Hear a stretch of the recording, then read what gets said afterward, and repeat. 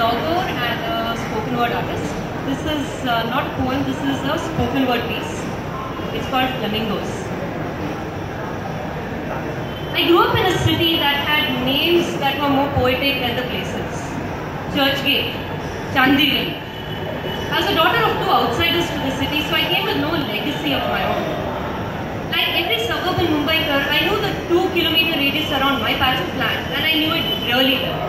I knew how many black pigs there were in Varur village, how many potholes there were on the road to Sahar airport.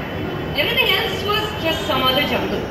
So in 2005, when an HR person spelled out the word Chinchpokli to me, I laughed.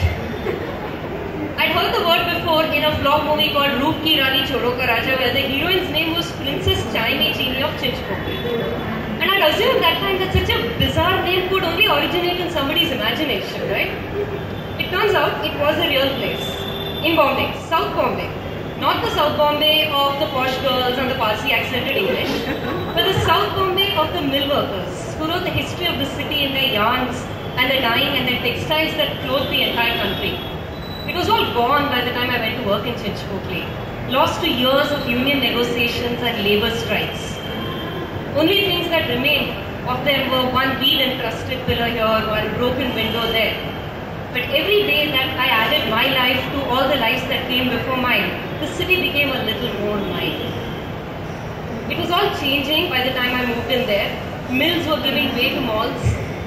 The mill land had gotten taken over by a new mall that came up, leaving behind one snooty chimney called Phoenix Mills in its place. Industrial pipes were starting to become fashion statements inside rooms. What respectfully, I would think. These were the tombstones of my city's past. But it was all changing, and across the road, life was being lived like a snapshot out of the 1980s Doordarshan programs. There were shops that were selling phantom cigarettes along with chillums. Kids would be running down the street with a cycle tire and a stick. There were dalda cans piled up in corners, stained with oil and many, many years of stories. And I would go walking around in the lanes outside my office, and I found places with names like Cotton Green and Shuri, which I had not heard of Wikipedia, and Wikipedia had not heard about them either. I often thought that I must be dreaming when I went down to such places, because too much sun can do that to a Mumbaiker who spends their entire life inside an office cubicle. But one day, I saw an article in a newspaper. It was a story about the pre-monsoon showers. And it was accompanied by this National Geographic style picture showing big pink birds. I looked at it and I said, where in Mumbai does this happen?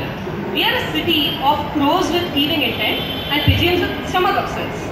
Pink birds don't look real. They look too ridiculous. They belong in Alice's Wonderland, not in Mumbai. But the newspaper article said that flamingos took flight every summer, at the end of every summer, from the marshlands that they lived in throughout the year. Shivri station, it said, was the place to get down at to go and see them. So that morning when I took a train to work, I stopped and I got down at Shivri station, and I looked up expecting to find pink birds flying overhead. Then I took out my newspaper, Shivri station, flamingos. Real station, real birds. I said, someday I'll go and look at these flamingos and their marshlands. Today I've got to get to work. There's a meeting. I've got to talk to my boss about a promotion, maybe tomorrow. Tomorrow will be that day. Just after I finish this important board meeting, right after I get my promotion. I can't go today, there's that client call happening. I'm wearing heels today, I can't go trampling around marshlands. Pre-monsoon showers arrived, and at the end of that month I was transferred back to Andheri. I never went to Shivri station after that.